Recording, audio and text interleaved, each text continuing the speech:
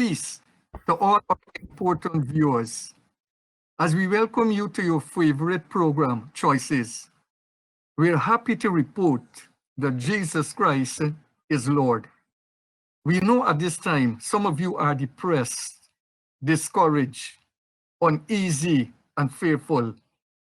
Remember, behind every dark cloud, there is a silver lining. The Lord Jesus Christ promised never to leave us or forsake us.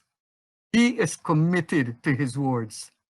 We are wrestling against an unseen enemy who is creating havoc around the world. This battle is not ours, but the Lord's. The word of Almighty God to us at this time is, fear not. Stand still and see the salvation of the Lord. Stay close to God. Love him. Honor him. Live for him, and he will see you through.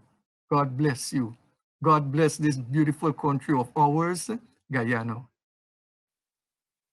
If we are going to return to some degree of normalcy as we attempt to fight COVID-19, it is important that the people of this country in particular behave in a certain way. We have not seen this disease, the virus, the flatlining of this virus, because persons are continuing to operate in a way contrary to what they've been told. And even as we examined other countries, we have seen, for example, our Caribbean territories, they have begun to see a flatline. I think it's in St. Vincent. We saw the reopening of schools to some extent in preparation for the national examination, the grade 6 examination. But we are still a way off because of how our people are operating. You know, governments work through ministries or institutions that are perennial. So regardless of who is in power, the governments work through these organizations that are perennial, meaning that these organizations, they'll be there forever until God comes. And therefore, when we hear information coming from government agencies or organizations, it is important for us to comply with the information coming, because no information will be forthcoming from those organizations or institutions that will be detrimental to people. Which organization would want to destroy or kill its own people? And so we have to be cognizant of that and listen and comply to what we have been told. We want to also proffer some other suggestions that could be employed even as we attempt to fight COVID-19. I think we have done a good job in the media in terms of telling people how to behave, how to operate, but the question is, who is listening? And I believe the time might be now for us to even have what we call a one-on-one education program, where we talk about the implications and the problems that we could experience if we do not comply. And this must start in the family. You know, the parents must talk to their children and see their children operate in a certain way. And so that is one of the suggestions that we want to advance. We also want to advance that there might be need for what we call community vigilance. In communities, people need to rise up and speak to people in the communities. For example, we have a curfew on, but people are violating the curfew. So somebody in the community that is respected should stand up and speak to people. So you watch over the community, because you wouldn't want the people in your community to experience this disaster and bring that community down. We looked at region number 9. We saw, I think yesterday, people are dying 1,000 persons a day in Brazil. And you know, in Bomfin, we have that border situation there. And they come over again and they shop all the time. And so maybe it might be time for us to completely close off that border if we're going to fight against this scourge. So those are some of the things. And of course, there's the issue of self-discipline. Listen, people can't go in your brain and tell you what to do. You have to do it yourself. And therefore, we need to practice self-discipline. There must be some level of self-awareness and self-consciousness that, look, I am putting myself at risk if I operate in a certain way. So, you know, we need to practice self-discipline also. Gentlemen. This is such a critical situation. it breaks my heart to have to listen to what you've just said. Early this morning, I read what the chief medical officer was at pains to make to describe what was going on in the country, and it's like if he was pulling teeth, as we would say, without using any kind of cocaine. Just he's speaking to an adult population, and it seems as though people are continuing with a cavalier attitude, business as usual. Last night, I saw the message running across the screen of my phone that America had just reached 100,000 persons dead from COVID-19. I shuddered when I thought about 100,000, and I think it's less than 2 months. Mm-hmm. Yep. But as we think about that, I'm sure when this dust is settled, we will all find out that we knew people who passed in that great country. But let's come home. Let's deal with what's happening at home. Those in authority are saying to us, 139 persons have tested positive, 11 have died. People are saying it's only 11. That attitude will not help. It's only 139. That attitude will not help. And so we decided we will put our voices and join. And you can describe, you can tell us what's happening in Regent Street. You can tell us what's happening in Water Street. You can tell us what's happening on the roadways. You can tell us, but we have to move from describing the problems, to attempting some solutions. And Dr. Hudson referred to self-discipline. The professionals, Dr. Shamdeo Prasad and his team, they come out and they talk to us and say, this matter is still growing. The Caribbean, they're flatlining, but Guyana's situation is still growing. Should we be concerned? Reverend Asana, should we be concerned about this? Bishop, we should be more than concerned. This is a serious matter, and it is paining my heart. I can feel your pain. I have my own pain when I look at how we are treating our own lives. It is sad. It is frightening. Not only we put ourselves at risk, but we also put our families at risk. We put our parents and our children and our other family members at risk when we behave as if we don't care. Oh, I was shocked. And I think the reality came home to me more when you recently said, do we have a problem with self-discipline as a people? Are we as a people developed a culture where we lack self-discipline and don't know how to bring ourselves into order? And I somehow want to believe that you are true. I'm frightened to say yes, but I want to somehow believe, because when you look at the danger and look at the way we behave, surely we have a problem. You can't tell me that because you don't trust the people who bring the message that you don't want to protect your own life. That don't make sense. And so, Bishop, I believe in everything we say as a people. we have to come back to a place of saying to ourselves, no, I'm not going there. You know, we celebrated Independence Day the other day, and I had to drop off something for my father who asked me to get something for him. So I did. And I love them because they exercise maximum discipline, you know, telling you don't come close, wash your hand, all kinds. But what troubled me was when I was coming back, there were a group of bikers.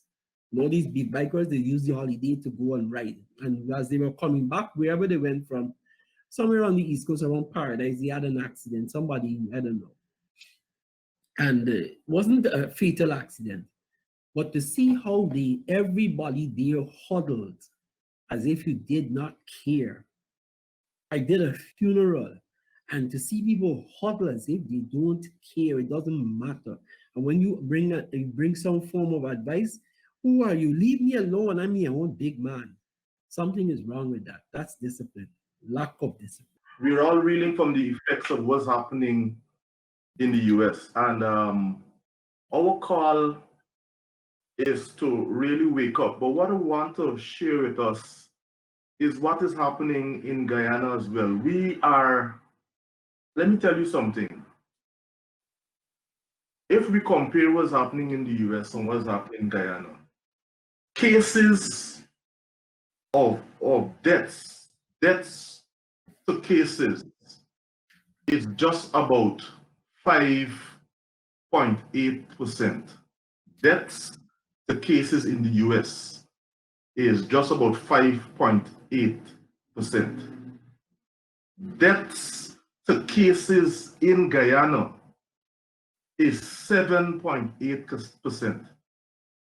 Really and truly, percentage-wise, we are worse off than this great US right now. You see what's happening in the US? I mean, no one could dispute the loss of one life is one too many, but let's just look at it in terms of percentage. If we have the mindset that right now we are worse off than the US, and we need to wake up. We need to wake up and understand that we need to apply the restraint on ourselves, or else we will see a fate that we would not have been able to bargain for. But I declare that some amount of common sense will come into our system, and we will wake up.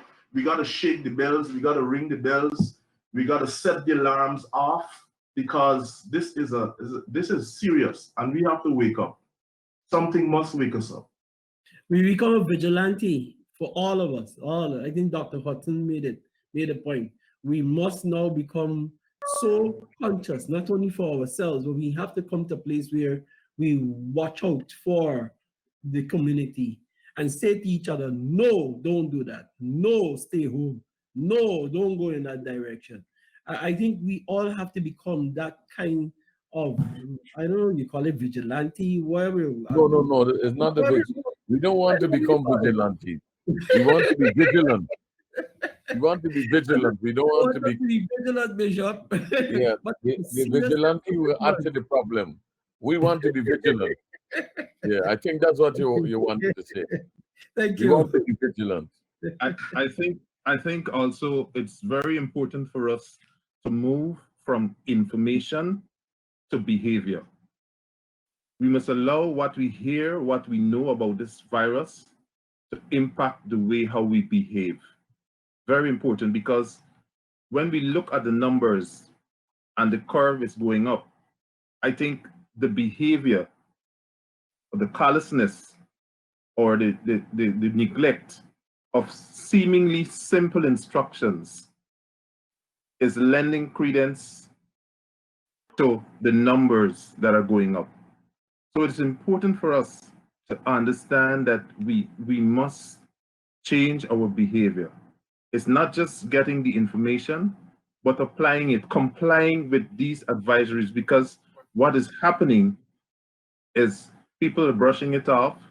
They are just going about their way merrily and not practicing safe hygiene. So practice safety at the beginning, practice safety in the middle, practice safety at the end, and we will begin to see the benefits of the changed behavior.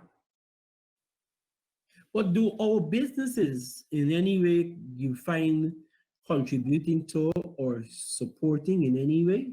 Do you think that the way the present businesses somehow attract people to the road, or it helps them to facilitate the necessary things that they must do? Most of the folks that we've lost through death are men in this country. Yes. The question I'm asking is whether Guyanese feel that we are invincible. Guyanese men feel that we are invincible. You know, many, many years ago, a young man said to me, he was pursuing a young lady. The woman had about 10 years his senior. I mean, but he was pursuing her. And she told me she was HIV positive. And he was pursuing her, I mean, with if I can say, with venom. He's going after her. I had a conversation with him. And this is what the guy said to me. Sir, I will walk between the raindrops. You know, he will walk between the raindrops. So this is how he felt. Well, you know, I thank God for the old-fashioned remedy. This is many years ago. His mother, who was overseas, came home, and his aunt here, she took him to the airport. And when the mother came off the plane and came out and they hung up and so on, before they got into the car, both the aunt and the mother called on some licks on this young man. He got several what Guyanese people call jumbie lashes. And I think that's what woke him up. He said he can walk between the raindrops. People say it's violence, but that's what saved him. You know, I am wondering, could it be that men believe that this can't happen to me, and therefore they haven't changed? Paul, you just said something about belief and behavior or something like that, information and behavior. People are not prepared to change their behavior. Simple as that. Some people have to go out every day, and they're doing so without masks. When they meet their friends, they're backslapping, and it's like if everything is normal. How can we reach them? What do we have to do? I believe, Bishop, here is where, again, but the thing is, some of these same persons are leaders of families, but I don't think people understand, lots of people really understand the severity of the matter. Somebody said, you know what? Watch and see when persons here, so many persons have been contaminated or persons die, the whole thing slows down. And so somebody brought that to my attention. People started to tuck away and so on because apparently they are afraid of death and what have you. And the moment they get a feeling, well, things are going good now, people suddenly emerge without being called out, not knowing that this thing, it's a process. I think the whole thing about education it is so important because the Bible said that people are destroyed for the lack of knowledge. The other thing is, once you have knowledge now, you know, we would say you have to move from knowing to doing and being. And so we have to, all of the men folk in particular, those who know, they must now do. They have to now talk to their children. I have seen lots of young people, youth, I'm talking about 14 up, 14, 19. When you go, for example, I don't really want to call the names of some streets, but if you see them in their numbers, no face mask, boys and girls gathering, now they're not from a home. Somebody hasn't got to talk to them, because if they go out there now, and they're being infected, what they will actually do is bring that to the house. Sometimes the house might have older folks there and so on. So somebody has to talk to the people. And so it begins in the family. Of course, yes, we noticed that the Ministry of Health, they've been doing a great job in terms of passing information, getting information to the public, but we must now comply. You know, old people got a thing that they say, if you don't hear, you're gonna feel. And I find that sometimes we wait until we meet to that stage. I've seen people until they see people start dying at their house, then people start to take things seriously. We have to go beyond that. Dr. Hudson, I listen how you belabor the point of the cognitive, the affective, and the psychomotor. At one time I smiled because I was wondering if we are slow as a people, taking a long time for the process to kick in. By the time the process really kicks in, many of us will be dead. But clearly the information must move past the stage of just information. And I think families play a significant role in getting that message over at a very early stage.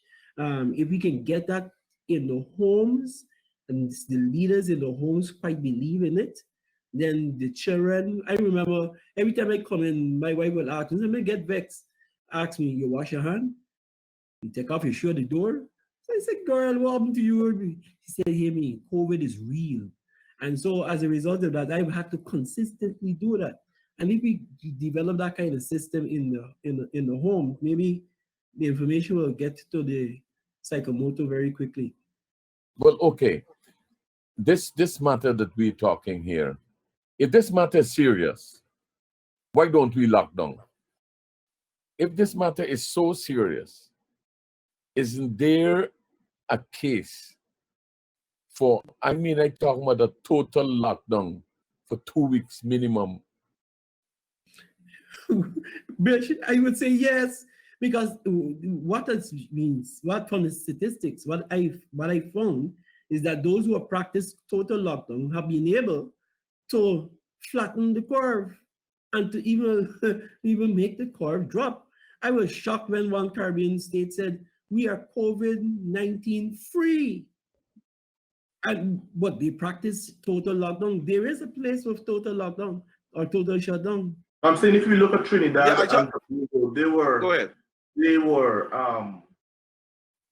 way ahead of us at 116 cases and just 8 deaths.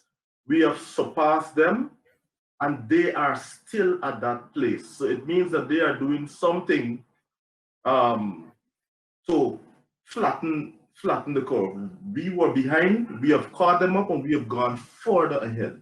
So something that we're not doing that we're supposed to do. I just want to add in terms of the total lockdown, there are persons, I was listening to a program this morning, and I heard people talking about the government will have to find food for people and so on. So some people are making this thing a little bit more complex than it might be. You know, in England, for example, I remember my wife's aunt calling here, and she said she lives in England, and she was saying, look, they have, even though they're on lockdown, but you see, again, the whole issue of self-discipline, those people they're permitted to exercise, but they have to be in the street and they have to be at a certain time, and they comply in England. So the whole thing boils down to self-discipline, you know, because even in that context, you might be allowed a few hours to get to, how this thing is so coordinated to get major items. And so you have those items stockpiled for a week or so. But I hear it has to be well organized, but it's quite possible. What I think in this country, we look at the problems all the time more than the solution. As soon as persons here total lockdown, we can get food, the government will drive up and bring food at your door and so on. And that is not the case. It just has to be organized in a systematic fashion. But it may very well come to that. This is not an easy issue. And we are talking about a perception that everything will be okay. Look where that perception has gotten some countries, where even their leaders don't wear face masks, and apparently don't practice strict social distancing. We have to examine this question of legitimacy. People are saying, well, the authorities are not legitimate, therefore you don't listen to them. Well, I rather suspect that that's a dangerous thing to do. That if we were to go in that direction, we are presenting a clear and present danger, not only to ourselves, but to our family, to the people who live close to us. And this matter is not one that we should continue to treat with lightly. And perhaps the task force, given all of their challenges, it can't be easy, should really view the issue of helping this country, protecting us. Certainly, Region 9, we have to do something about that. We can't allow the borders with Brazil. I mean, it's in some points it's porous, but Region 9, where we have Latin, we should lock that place down. It is very important. We have to protect. Look, they come through there and they travel along all those villages, come through Irokrama, come across, and then they hit Mabura, and then they come into Linden, and from Linden, they come straight along the Linden-Suicide Highway into the East Bank, into the city, West Demerara, East Coast. We have to protect ourselves. And the time has come. I believe it. I think we are even off a couple of weeks. We need to seriously act in order to protect the greater good of our nation. God bless you. The Lord willing, we'll see you next week. I'm Celicia on behalf of the set, reminding you that your whole life is the sum of your choices. God bless you.